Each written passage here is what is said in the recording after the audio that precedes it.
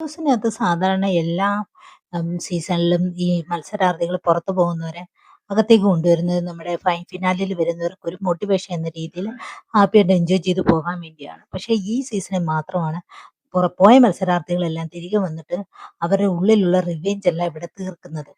അത് മാത്രമല്ല, ബിഗ് ബോസിനകത്ത് അവര് വന്ന് മാനിപ്പുലേറ്റ് ചെയ്തപ്പോൾ ഇത്തവണ മാനിപ്പുലേഷൻ നടത്തിയപ്പോൾ അതിനകത്ത് ചെന്ന് പെട്ടുപോയത് അക്ബർ ചെന്ന് അതിലെ നൂറേം ചെന്ന് പെട്ടുപോയിട്ടുണ്ട്. അതേസമയം ഷാനവാസോ അനീഷോ നിവിനോ അതിനകത്ത് പെടുത്തുന്നില്ല.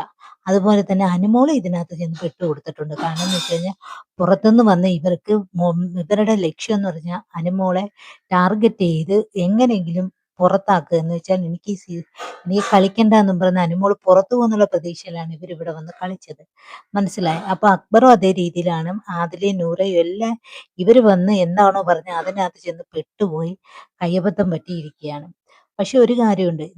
ഇവരെ ഇപ്പൊ ഈ ഫിനാലയിൽ വന്നിരിക്കുന്നവർക്കൊരു സപ്പോർട്ട് എന്ന രീതിയിൽ നിൽക്കാനാണ് ഇവരെ കൊണ്ടുവന്നത്. എന്നാൽ അത് നല്ല രീതിയിൽ നടത്തിക്കൂട്ടിയത് ലക്ഷ്മിയുണ്ട്, അഭിലാഷുണ്ട്, ഒനിയലുണ്ട്, മസ്താനി ഇവരൊക്കെ വന്നിട്ട് ആരെയും അവരുടെ ഇപ്പം ലക്ഷ്മിക്ക് തന്നെ അനുമോളെ ഇവിടെ ഗെയിം കളിക്കുന്ന സമയത്ത് എന്തൊക്കെ പറഞ്ഞിട്ടുണ്ട്.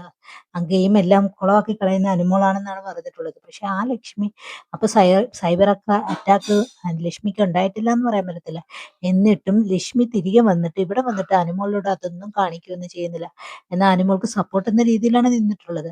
അതുപോലെ സപ്പോർട്ട് എന്ന രീതിയിൽ വന്ന് നിന്നിട്ട് പോകാനുള്ളതിന് വന്നിട്ട് ഒരു ദിവസം 100 ദിവസം ഗെയിം കളിക്കാൻ കിട്ടിയിട്ട് കളിക്കാൻ വയ്യാത്ത ആൾക്കാരാണ് ഇപ്പം വന്നിട്ട് ഒരാഴ്ച കൊണ്ട് ഗെയിം കളിച്ചിട്ട് പോയത്. തുടക്കം മുതലേ ഇതേ ഗെയിമാണ് കളിച്ചിരുന്നെങ്കിൽ ഇവരെല്ലാരും ഇവിടെ തന്നെ നിന്ന് പോയേനായിരുന്നു.